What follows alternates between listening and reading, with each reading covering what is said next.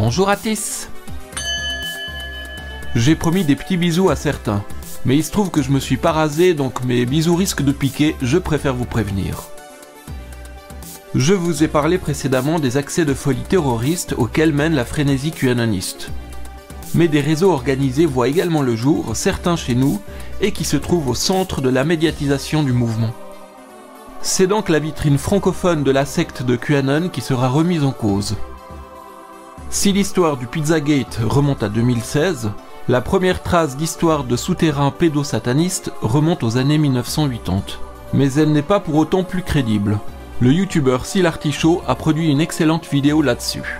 Et comme on a pu le voir, ces histoires ont encore un impact aujourd'hui. Un des relais francophones du dogme de QAnon est le site cactus.fr. Ce site s'intéresse entre autres à l'affaire Stan Mayo. Ben justement, parlons-en.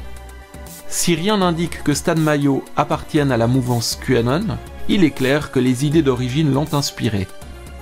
En 2012, l'ancien gendarme Christian Mayo, surnommé Stan, ainsi que sa compagne Jeannette Seeman, avaient aidé Madame Gachadoa à kidnapper son enfant. Cette dernière, après son divorce, avait contacté l'ancien gendarme en prétendant que son fils était abusé par son ex-mari. Elle avait déjà procédé seule à un tel kidnapping et les expertises ainsi que la parole des enfants, après sa récidive en 2012, ont démontré la fausseté de cette accusation, mais aussi l'instabilité de la mère, contrairement au père. Il semblerait même que c'était en réalité la mère qui faisait peur à l'enfant. Et les enfants dans tout ça, vous avez pensé aux conséquences? Qui vous disent non, on ne s'est pas fait violer, non, on ne s'est pas fait abuser, c'est notre mère qui est folle. Si j'ai les pièces, c'est les enfants Gachadoa qui m'ont eux-mêmes fait parvenir ces pièces avec une demande très simple, faire entendre leur voix. Notons en passant que les histoires de parents instrumentalisant leurs enfants dans leurs propres conflits sont hélas plus fréquentes que l'on croit. Et justement, Stan Mayo avait déjà créé son organisation d'aide au kidnapping d'enfants, se voulant anti-Illuminati, nommée Occulte, organisation clandestine civique universelle de lutte contre le terrorisme d'État. La couleur conspirationniste est déjà annoncée. De cette sinistre cabale mondialiste, issue donc du pouvoir des satanistes khazars. Au début, elle se contentait de recueillir les témoignages d'enfants, mais évidemment, les choses ont été plus loin. L'association de malfaiteurs prend alors forme pour être rejointe par Sylvie Peyran, Christophe Borja et Jérémy Lehutte. En réalité, c'était très simple. Il suffisait à tout parent divorcé voulant nuire à son ex-partenaire d'inventer une histoire de pédophilie pour obtenir l'aide de Mayo et Seeman. Le dossier du jugement correctionnel est disponible, je vous mets le lien dans la description, vous verrez, c'est effarant. Lors du premier mandat d'arrêt contre Stan Mayo, ce dernier est parti en cavale en Suisse, puis au Venezuela, s'est fait passer pour disparu et torturé, avec la complicité de sa compagne. Des appels aux dons avaient alors été mis sur pied au nom de l'association Les Amis de Stan Mayo, dans le but de les aider. Jeannette Seeman a elle aussi diffusé de nombreux messages de recherche de donateurs. Et je vais devoir faire un appel aux dons aussi. Le gourou se trouve ainsi au centre de toute une escroquerie, dans laquelle les enfants kidnappés, soi-disant sauvés d'un des deux parents pédophiles, ne seront jamais même mentionnés. Seul compte Stan. Le traumatisme d'un enfant kidnappé, le lien perdu avec son parent qu'il doit reconstruire, sont des paramètres que Seeman, Mayo, ainsi que tous ceux aujourd'hui encore qui les soutiennent, ne semblent pas pouvoir même prendre en compte. Son ancien complice Jérémy Lehutte finira par en témoigner. Je suis pas allé en Franche-Comté pour la disparition de Stan Mayo, puisque disparition, il n'y avait pas. Plusieurs personnes qui étaient venues nous soutenir décident de créer une association qui s'appelle Les Amis de Stan Mayo. Absolument n'importe quoi, parce que tout ça c'est un gros paquet de merde. En janvier 2020, Mayo est incarcéré. Lui et sa compagne font courir le bruit qu'il y est torturé, demandant une fois de plus des donations. Si l'enfer est pavé de bonnes intentions, c'est ici les nombreuses donations faites à l'attention de Stan Mayo qui en témoignent, ainsi que les pétitions signées pour sa libération. Il sort de prison le 30 novembre de la même année et hélas pour lui, on s'aperçoit tout de suite de sa parfaite santé qu'il va devoir justifier tant bien que mal. Mes tumeurs, eh bien mes tumeurs, je ne sais pas, je pense que mon organisme les a mangées. Si c'est pas le cas, eh bien, il va finir de les dévorer, vous en faites pas. Mais bien sûr. Mon petit Stan, on est tellement désolé que tu n'aies pas été vraiment maltraité et que tu sois obligé de te ridiculiser aujourd'hui en jouant la comédie. Allez, je te fais un petit bisou pour te consoler. Mouah. Cette affaire a passionné une multitude d'individus et on voit très rapidement se manifester des groupes soutenant Stan Mayo. Toutes sortes de combats plus ou moins en lien, éparpillés et explosés à l'origine, se structurent autour de ces histoires de pédosatanisme. Un de ces groupes gravitant autour de 2 chaînes YouTube principalement, que nous nommerons Agoré TV et What a Merdiful World, se médiatise de plus en plus. Comme les personnes en question strike toute vidéo les remettant en cause, ils seront floutés et de jolis petits surnoms leur seront donnés. Un individu en particulier se fait remarquer que l'on nommera Lopédo. Un ancien employé de la télévision suisse romande, RTS, c'est le héros de la bande. Il voit des réseaux pédosatanistes à peu près partout. Plusieurs scandales sexuels ont éclaté concernant les studios de la RTS, dont la direction protégeait les coupables. Nous pouvons aisément imaginer que Lopédo avait pu en apercevoir une partie. Mais ce complotiste passionné qui passait des années à collecter toutes les intox qu'il trouvait sur des sites douteux, s'est mis à calomnier compulsivement juges, directeurs de la RTS, gendarmes, etc. Calomnies qui lui ont valu un passage en prison. Aujourd'hui que les langues se sont déliées au sein de la RTS, son petit groupe se gargarise à nous rappeler que Lopédo avait su tout ceci, mais semble omettre que leur héros va bien plus loin dans son scénario de réseau pédosataniste, qui au final n'a plus beaucoup de rapport avec la réalité. Par exemple, sa fille dont il avait perdu la garde est selon lui retenue captive dans un réseau pédosataniste. Je passe tout mon temps libre à tenter de faire sortir ma fille du réseau pédophile de Thonon-les-Bains. Mais il existe une autre version des faits. Lors de son propre procès, Lopédo avait pris soin d'en enregistrer discrètement le déroulement et en toute illégalité. Mais c'est le procureur qui lâchera une bombe en rappelant la raison pour laquelle il avait perdu la garde de sa propre fille.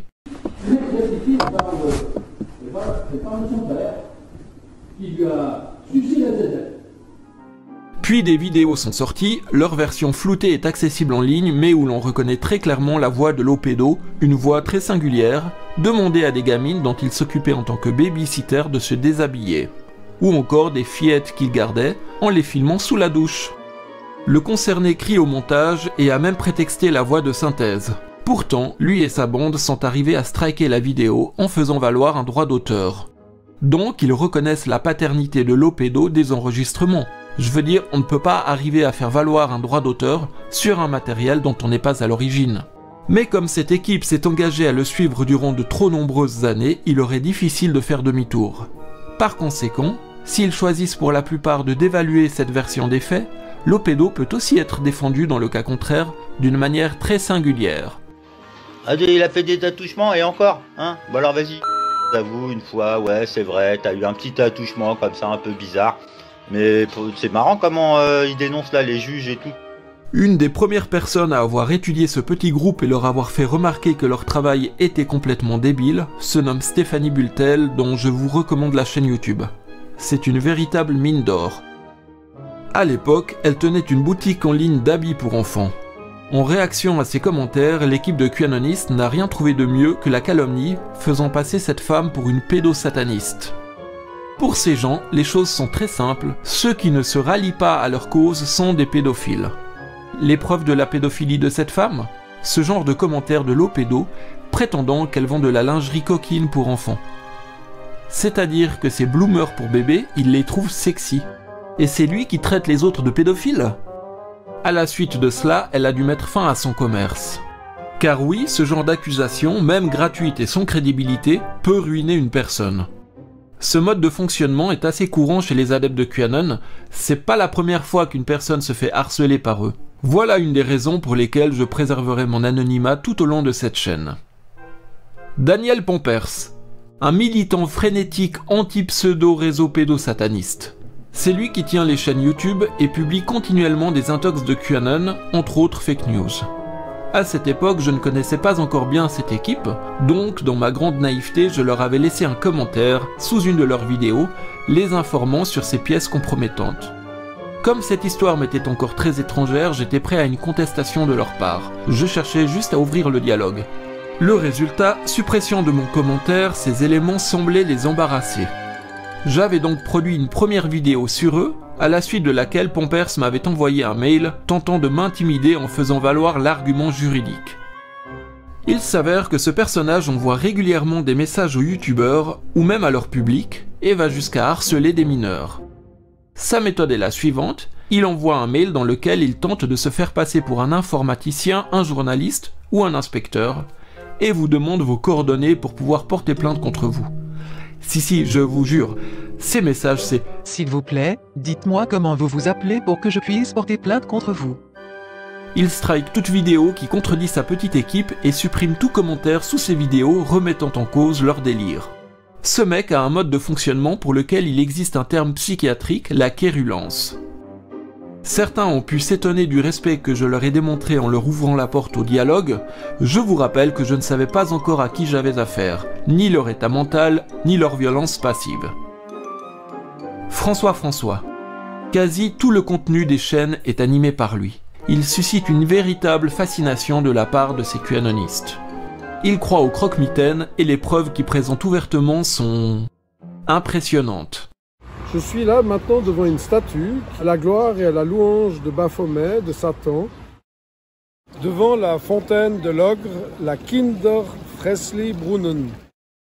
Cette fontaine est très symbolique de Berne et elle représente donc un ogre.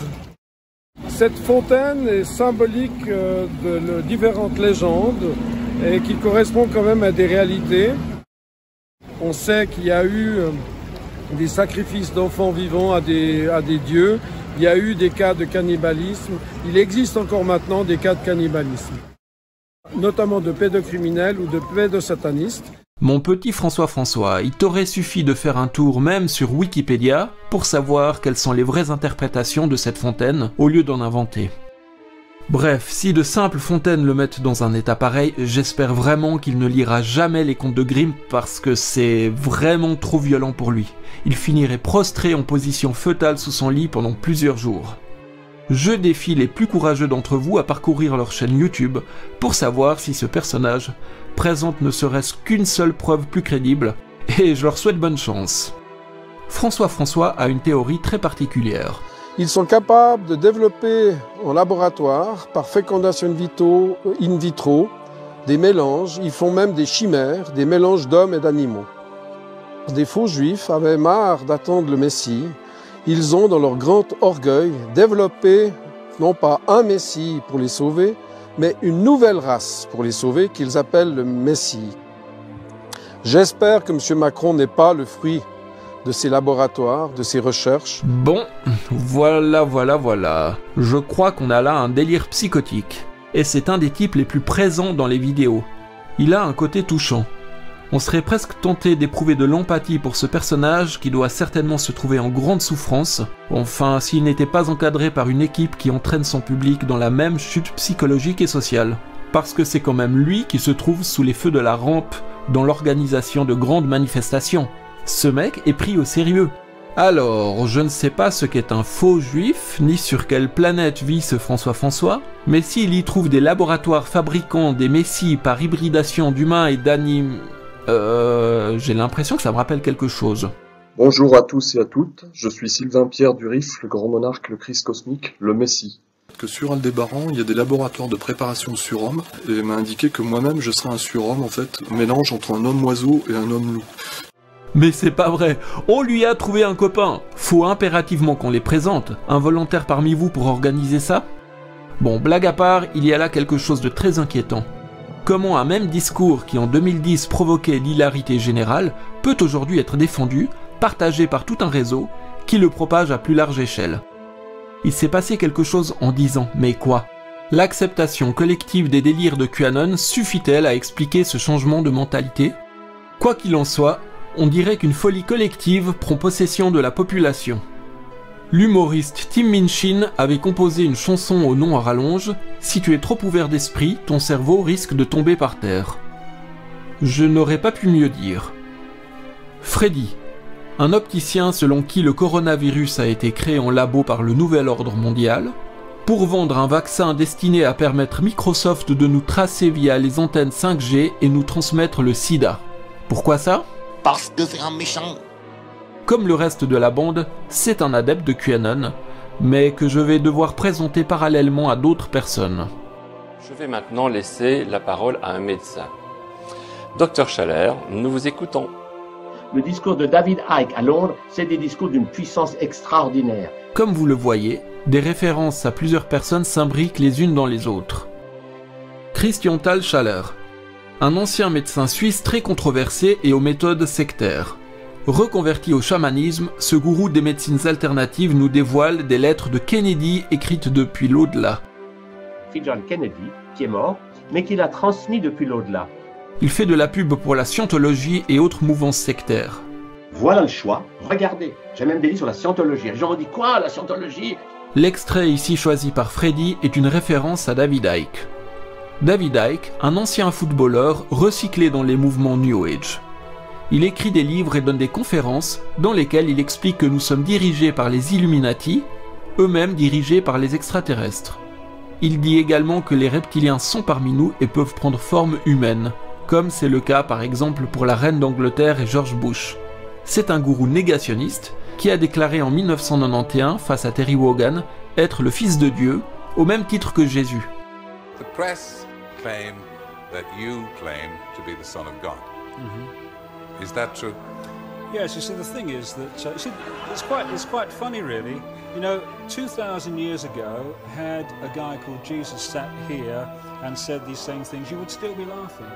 Donc l'humanité a autrefois connu Jésus-Christ, aujourd'hui nous avons la chance d'avoir David Icke. Il y a là un côté méta intéressant. Pompère s'offre une tribune à Freddy, qui choisit un extrait de Tal Schaller, dans lequel ce dernier parle du gourou Christ et des reptiliens. Le tout validé par chacun. Ce qui fait la force de ce mouvement, c'est leur accord purement implicite, c'est-à-dire que chacun peut prétendre se désolidariser de l'un des maillons de la chaîne, alors que la vidéo sera toujours là. La cohésion toujours perceptible dans ce groupe. Par exemple, Tal Schaller est à considérer comme partie intégrante du réseau, lui-même invité parfois à s'exprimer en leur compagnie. C'est bien là tout le drame, on a ici une illustration de ce qu'on retrouve dans tous les mouvements conspirationnistes organisés sans exception, la fameuse pente glissante. Ici, des gens même de bonne foi dont la théorie des réseaux pédosatanistes a attiré l'attention, sont aiguillés sur des problèmes concernant la santé, puis en viennent à entendre parler des reptiliens de la part d'une réincarnation autoproclamée du Christ.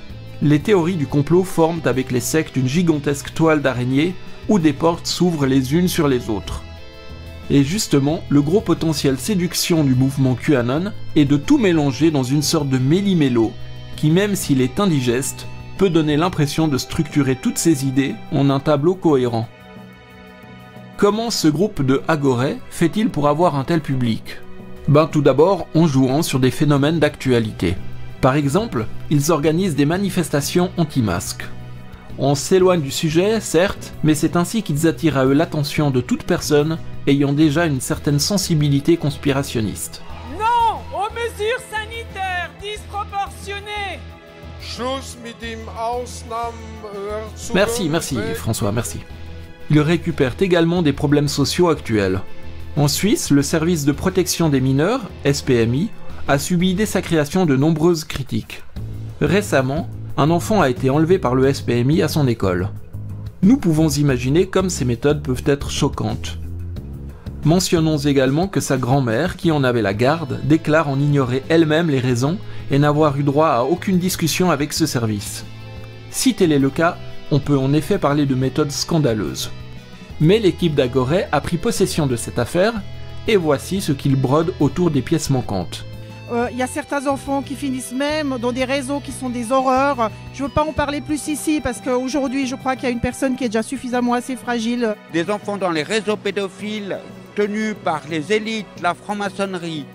Nous ne savons pas dans quelle mesure a été placé l'enfant, et pour eux c'est une raison suffisante pour parler, devant la grand-mère elle-même, de capture par des réseaux pédocriminels. Bravo les gars, c'est très éthique. Vous n'êtes pas du tout des gros salopards qui jouent sur la détresse et on n'a pas envie de vous en coller une. Non, vraiment, je vous adore. Je vous fais à vous aussi de gros bisous. Mouah. Je disais que l'enfer est pavé de bonnes intentions, je ne doute donc pas que certains pensent vraiment bien faire avec cette équipe de bras cassés. Mais je fais partie d'un réseau où on est justement là pour dénoncer les dysfonctionnements. Alors non monsieur, vous n'êtes pas dans un réseau de mystérieux bienfaiteurs œuvrant pour sauver le monde, vous avez juste intégré une confrérie d'idiots du village qui alimentent entre eux une espèce d'hallucination collective. En dehors de ce réseau, on trouve d'autres personnes qui se lient entre elles pour alimenter cette toile d'araignée sectaire. Philippe Gendroc et Corinne Fanton-Auroi sont deux sujets d'études très intéressants sur le plan psychopathologique. C'est un autre mode de fonctionnement, tous deux agissent de manière plus isolée mais en se citant l'un l'autre continuellement. Et évidemment, ils baignent tous deux dans ces théories QAnonistes de deep state pédosatanistes. L'adénochrome, enfin tout ce qui se passe en souterrain. Ce qui compte, c'est le travail qui est fait contre le deep state. Corinne Fanton-Auroi. On a là le modèle parfait du gourou du net. Elle nous explique tout sur tout. Les médecines alternatives, les réseaux pédosatanistes, les chemtrails, le complot juif, le Covid, les vaccins, l'économie mondiale, bref, elle sait tout. Ah, et elle croit ces histoires sur l'adrénochrome qui n'est en réalité qu'un simple coagulant, je vous le rappelle. Comme l'a fait remarquer la chaîne de Chippy, je vous mets le lien dans la description, ce modèle de sagesse nous donne de magnifiques conseils. Oui, s'il faut mettre le feu dans les écoles, oui. Oui, non, mais il faut. Là, maintenant, il faut y aller, quoi, c'est l'heure. Pendant ce temps-là, ils vénèrent Satan. J'ai jamais dit qu'on kidnappait les directeurs. J'ai dit qu'on kidnappait les directeurs d'école. Quitte à prendre en otage les directeurs d'école, je suis d'accord. Alors ça, c'est la grande classe. Elle incite les autres à recourir au terrorisme pour elle. Elle pousse son public au crime sans jamais se salir les mains.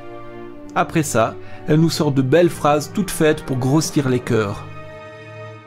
Peuple de France, lève-toi, remets-toi debout. Éteins ta télé, éteins ton Wi-Fi, ton Netflix, ton Canal+. Grandis, dispose de ta vie. Remettre le monde debout, le remettre droit, lui redonner des valeurs partout, du bon, du juste, du beau. Et la peur n'est rien, mais la vie est tout. Mais tu te fous de notre gueule, cocotte? Je suis pas très intelligente, évidemment. Mais non, voyons, faut pas dire ça. La chaîne de Fredo Fake You a démontré qu'elle fabrique même de fausses preuves sur une soi-disant légalisation de la pédophilie. J'en veux pour preuve de l'Académie de Grenoble. C'est bizarre, pas un seul en tête du ministère de l'Éducation. En plus de cela, elle parle très souvent d'un certain monsieur. Je vais vous parler de Grigory Grabovoï, de ses enseignements. Alors, qui est ce Grabovoï? Ben, c'est encore une autre réincarnation du Christ autoproclamé. I, Grigory Grabovoï, am the second coming of Jesus Christ. Il a inventé une thérapie supposée tout guérir en prononçant simplement des séries de chiffres magiques. Le 3, le 19, le 4, le 217. Là, par exemple, Corinne protège notre santé contre les armes chimiques. Le 9, le 4, le 2, 17. Alors, vous vous sentez plus fort? Non? Bon, bah, j'aurais essayé, Là, vous vous dites que c'est plus uniquement grotesque, mais carrément burlesque. Alors, attendez la suite.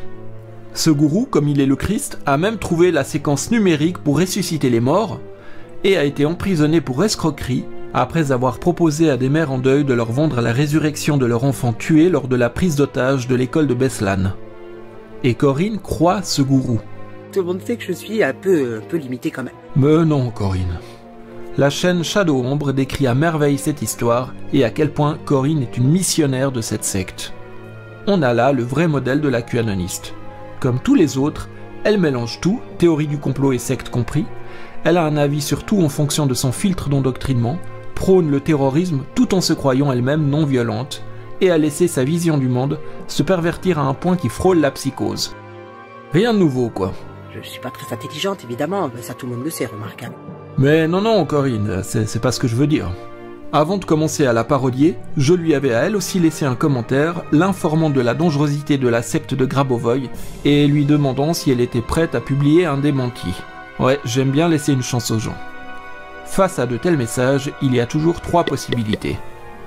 Dans le meilleur des cas, elle répond. Que ce soit pour dire oui, je me renseigne et si t'as raison, je publie un démenti, ou même non, je suis dans la secte et je pense sincèrement qu'il est la réincarnation du Christ. Ce qui ne serait pas le plus souhaitable, mais au moins les choses sont dites. Ou alors, réaction neutre, pas de réponse, pas de démenti, ni suppression de ces vidéos dangereuses, mais mon commentaire reste visible. Dans ce cas, elle a le bénéfice du doute, elle a pu ne pas voir mon message. Mais de mon côté, j'ai aussi la possibilité de revenir à la charge. Ou alors le pire des cas, elle censure mon message. Ce qui implique forcément qu'elle l'a lu, et donc qu'elle a été informée sur la dangerosité de ses paroles, au plus tard par moi, et que mon message la met dans l'embarras, qu'elle éprouve le besoin d'enterrer la merde. C'est l'heure du quiz. Quelle a été sa réaction? Ouais bon ok, vous l'avez compris, c'est une question rhétorique. Elle a censuré mon message évidemment. Donc, elle sait qu'elle fait du missionnariat pour une secte. Elle sait qu'elle détruit des gens et des familles, car c'est bien ça le fonctionnement des sectes. Derrière ces belles paroles, elle se contrefout des gens qu'elle détruit, c'est une cynique. Les gens comme elle se foutent de leur public. Elle fait mine de vouloir vous sauver, mais ce qu'elle veut, c'est juste être une sauveuse. Bravo à toi aussi Corinne, t'es pas du tout une enflure, on n'a pas envie de t'en coller une. Donc gros bisous de Noël à toi aussi. Mouah. Je suis pas très intelligente, évidemment. Bon, ok, si t'insistes, mais c'est vraiment pour te faire plaisir, hein. Philippe Gendroc. C'est une sorte de gourou de la santé, très engagé dans la lutte contre les vaccins qui provoquent selon lui l'autisme. Les vaccins ROR, donc rougeole, oreillon, rubéole, Et le diphtérie, tétanos, polio, TTP. qui causent l'autisme. On sait aujourd'hui que c'est faux, hein, quelques liens dans la description pour ceux qui souhaitent en savoir plus. Il traite des mêmes sujets que Corinne Fontan au Roi. On trouvera aussi des histoires de reptiliens qui vivent au cœur de la Terre et de géants qui ont vécu autrefois. Donc la nature est mauvaise pour ces êtres qui dominent les humains.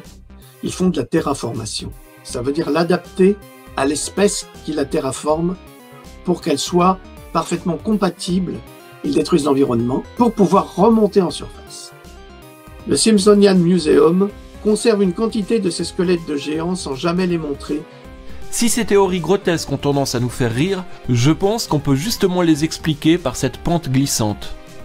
On trouve dans les vidéos de Philippe Gendroc un certain nombre de propos destinés à nous sensibiliser sur l'existence des chemtrails. Pour ceux qui ne connaissent pas, c'est une théorie selon laquelle les traces que laissent les avions dans le ciel sont en réalité des substances toxiques déversées dans les airs dans l'unique but de polluer le monde. Parce que la vie c'est bien, et les méchants n'aiment pas la vie parce qu'ils sont méchants. Parce que c'est un méchant. Mais pourquoi moi? Parce que t'es une gentille.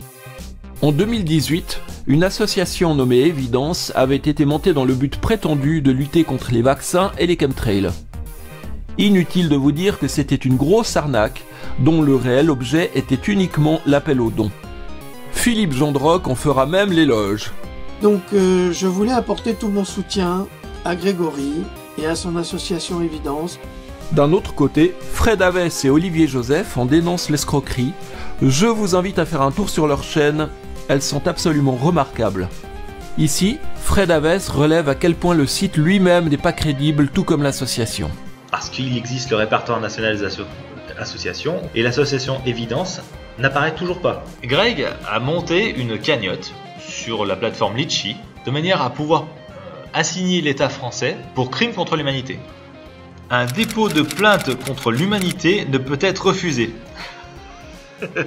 Faut quand même être con à bouffer du foin pour croire ces histoires. Sérieux, qui voudrait détruire le monde quitte à se condamner soi-même ou dans le meilleur des cas sa progéniture, juste pour le plaisir? Quand on s'engage sur cette voie, au point de faire de la pub pour l'association Évidence, on n'a plus que deux choix.